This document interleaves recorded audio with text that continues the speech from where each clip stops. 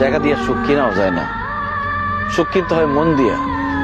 সুখ আসে কলিজা থেকে, সুখ আসে কলিজা থেকে।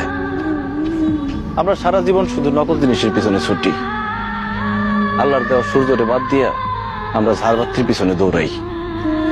টাকা দিয়া তো তাহলে বড়লোক মানুষটা কবরের মধ্যে টাকা দিয়া সুখ কিনতো, টাকা দিয়ে সুখ পাওয়া যায় না। তুমি যদি আমার সাথে থাকতা, আমি হয়তো তোমার টাকা পয়সা, বাড়ি গাড়ি, স্বর্ণ অলংকার কিছুই দিতে পারতাম না, কিন্তু তোমার আমি মাথায় তুলে রাখতাম, পাখির মতো বুকের মধ্যে জড়ায় রাখতাম।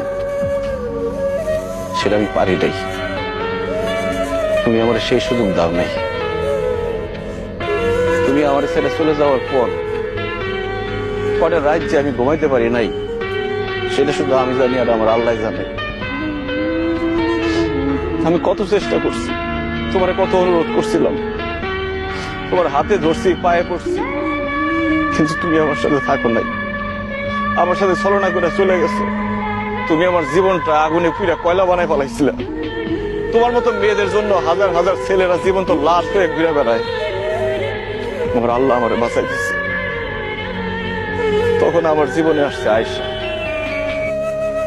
আয়েশাও আমার মতো অশিক্ষিত, পড়াশোনা করে নাই, টাকার সুখ সে বুঝে না, কিন্তু সে যে আমার সম্মান করে আর ভালোবাসে, পৃথিবীর সবকিছু দিয়ে মনে হয় সেই ভালোবাসা পাওয়া যাবে না। আমি আলহামদুলিল্লাহ ভালো আছি, দোয়া করি তুমিও ভালো থাকো। তোমার প্রতি আমার কোনো রাগ অভিমান নাই, তুমি তোমার ভুল বুঝতে পারছো, আল্লাহর কাছে মাফ চাও, আল্লাহ সুখ দিতে পারে। ভালো থেকো।